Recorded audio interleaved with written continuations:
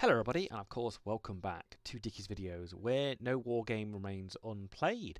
Further ado, here we are again with another Field of Glory 2 tutorial video, and in this video we're going to be covering action points. So, what are action points? So, if you look at your card, you select a troop, or cavalry, or light troop, or artillery piece, you'll see at the bottom in the card it has AP, and of course AP is the acronym for action points. So there we go. As you can see, the poorly armed rabble has 10 action points to spend each turn. So I'm going to click the M key just to give you a little bit more of a look on top, and then the G key for this. We're just going to deselect that for 1 second, and we're going to look at this unit. So I'm of course going to be referencing of much of the rulebook as possible. Please mention below if you've got any more things to add, but also click that like and subscribe button, folks. So we're going to have a quick go through it and have a quick open discussion and my personal things of playing for Glory 2. So the battlefield is of course covered in squares. Each unit occupies one of the squares, as you can see there, the poorly armed rabble. The units move from square to square, but they they never end up part way between squares. So you're never going to end up halfway in a square. You're on that square. That's your square, or your unit square. So a unit can face facing any 8 directions. So as you can see here, I've got this unit here. I've got 1, 2, 3, 4, 5, 6, 7, 8 squares which I can face, and I can turn it around, turn it around anywhere I want to go. But what is it going to cost me? What is it going to cost your unit to do that? You can never move than 1 unit in 1 square, although light infantry can pass through. So you can't have 2 units occupying 1 square. It's impossible in Field of Glory 2. So that, we are going basics here, folks. Buildings, woods, and hills block line of sight. You only see enemies on the tiles that have line of sight. We talked about that in the hotkeys. This is to do with visibility. Yeah, so there we go. We've got 8 squares, and we'll go on to the next point. So we're going to talk about turns and of course free turns. So of course, like I said before, each unit has an invisible 8 square grid around it. So we're just going to quickly look at this Celtic chariot to the right side.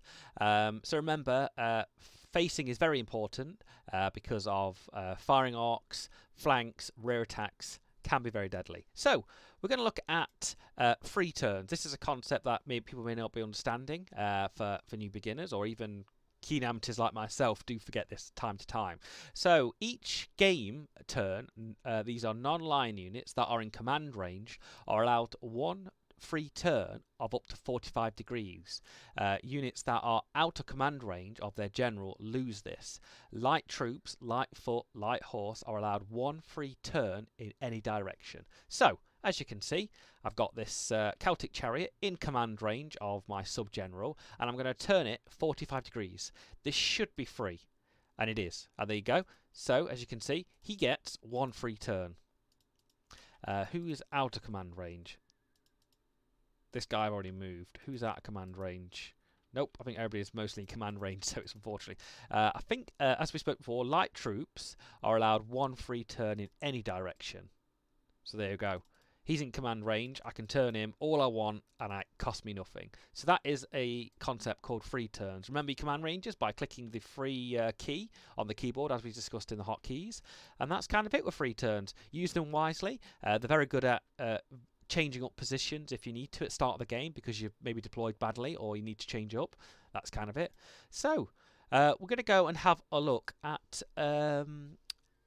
unmaneuverable units. So these units include undrilled, warriors, cataphracts, heavy chariots, scythe chariots, elephants, artillery, large units, and raw untrained units. So these are units that never get a 45 degree free move. So as you can see, my mob are unmaneuverable and of course untrained, and all the worst things in the world these mobs are. These never get, even if they're in command range, the free 45 degree turn. So can't do anything about it. They're unmaneuverable, which I agree with that concept, and to be honest with you, you're going to deploy them in a good location. But anybody else, free 45. I don't think he's in proper command range. No, these are unmaneuverable. That's why. Duh, brain.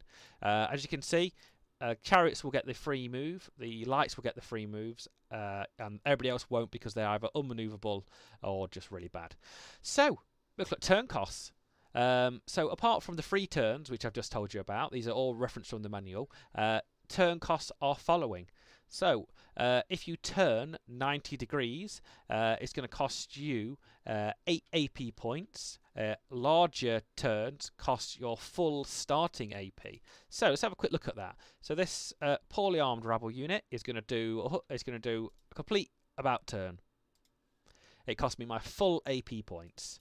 If I were to turn it to 45 degrees, it's going to cost me, of course, 4 points to turn, which I can reverse back. If I will turn to the right as 45 degrees, there we go. It's going to cost me 4. If I were to turn to an about turn to the left, it's going to cost me 8. As it said there, it's 90 degrees, 8 points. And to the right again, there you go. If I were to do a rear again, it's going to cost me full. So remember, it's big manoeuvres. They're going to cost more AP points as they go.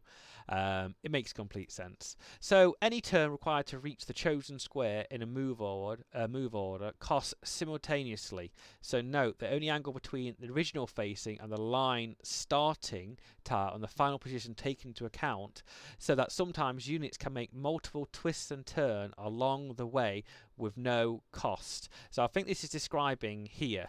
So for me to move this, your unit will initially just twist and turn to get into position. So if I were to click that there, it will cost me 10. So it's going to cost me, I get free. If I were to move straight ahead, I wouldn't get that. It costs me 4. But if I were to move there, and I'm going to be facing forward, remember, and I'm going to be at an angle, that's going to cost me my full 6 plus my 4. It's hard to get your head round. You just got to remember the undo button there is for a reason. So the route they take may sometimes include multiple changes of direction, but usually only the overall angle between the original facing and the line between the starting tile and the final position is taken into account.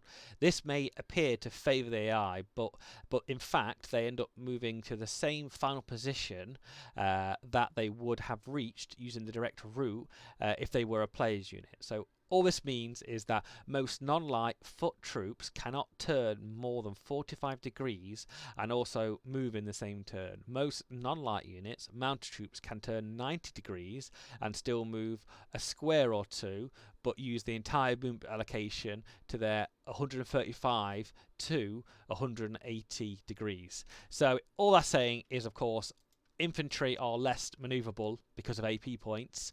Cavalry can turn. They can do some really cool moves. So I can do my 45 degree, and then I can still move. And it's just going to talk about the maneuver and like turning, and I'm left with 8 points, which is 8. Which remember, as I said, each point is 4 AP points. Please reference the manual. It is something to play with, look into when you're moving units. Like I said at the start of the video, with of AP points. And I'll dip slightly into zone of control here. So there are slightly other restrictions in this, as in turns are also restricted by enemy proximity. A unit that is in the primary zone of control of the enemy, marked in the red, this will I'll talk about this more in another video, cannot turn except to reduce the threat of the flank charge facing the enemy unit in the whole primary zone of control. However, that non-lights ignore the zone of controls of the enemy light troops. So all it's saying is when you're close to an enemy in a red zone of control, you can't just turn away. You can't just turn away. Your threat is in front of you. But like I said, I will get into a further video, so that's a little bit of snippet of zone of control.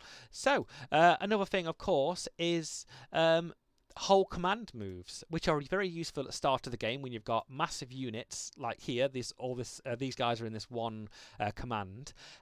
So this will turn all the units in the command in the same direction as the selected units. Units will already made a single unit moves this turn are executed. Units that will take part in the order are marked by a triple arrowhead in the tile.